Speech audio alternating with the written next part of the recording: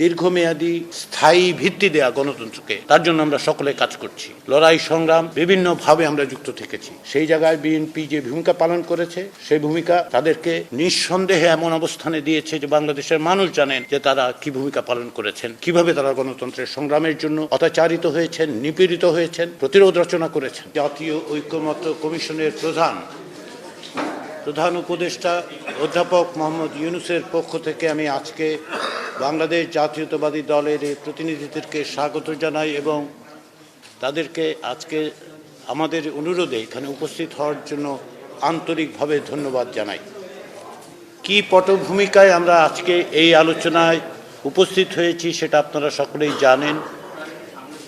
তারই পাশাপাশি আমরা যেটা জানি সেটা হচ্ছে দীর্ঘদিন ধরে বাংলাদেশের গণতান্ত্রিক সংগ্রামের ক্ষেত্রে বাংলাদেশ জাতীয়তাবাদী দলের একটা বিশাল ভূমিকা রয়েছে।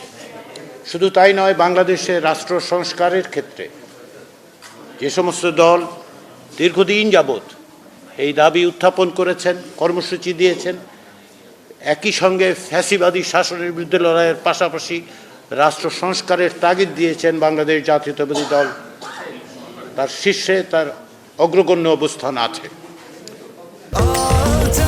স্বাস্থ্যকর অল টাইম হানিকম, সব সময় অল টাইম হেলদি লাইফ।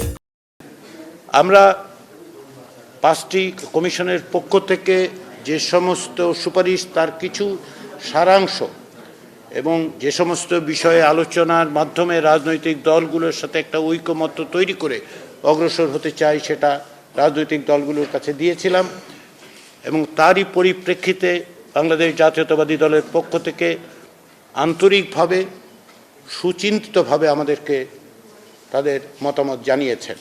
শুধু তাই নয়, সংবিধান সংস্কার কমিশনের দায়িত্ব পালনকালেও আমরা বাংলাদেশ জাতীয়তাবাদী দলের পক্ষ থেকে যে সহযোগিতা পেয়েছি তার জন্য এই সুযোগে আমি আবার ধন্যবাদ জানাতে চাই।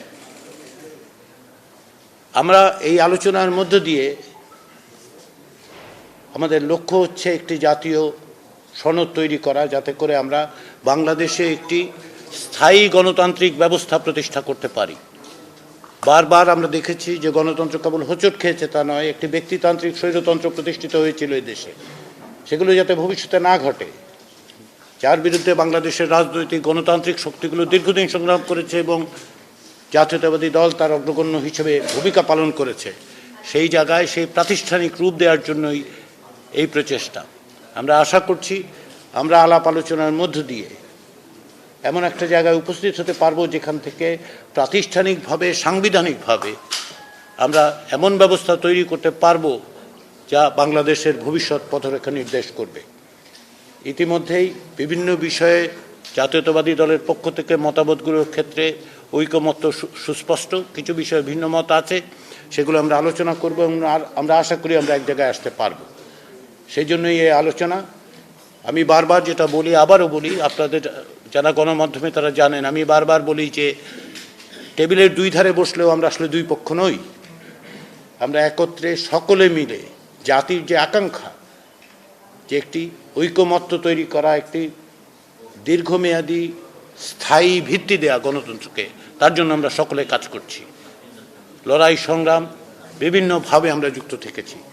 সেই জায়গায় বিএনপি যে ভূমিকা পালন করেছে, সেই ভূমিকা তাদেরকে নিঃসন্দেহে এমন অবস্থানে দিয়েছে যে বাংলাদেশের মানুষ জানেন যে তারা কি ভূমিকা পালন করেছেন, কিভাবে তারা গণতন্ত্রের সংগ্রামের জন্য অত্যাচারিত হয়েছেন, নিপীড়িত হয়েছেন, প্রতিরোধ রচনা করেছেন।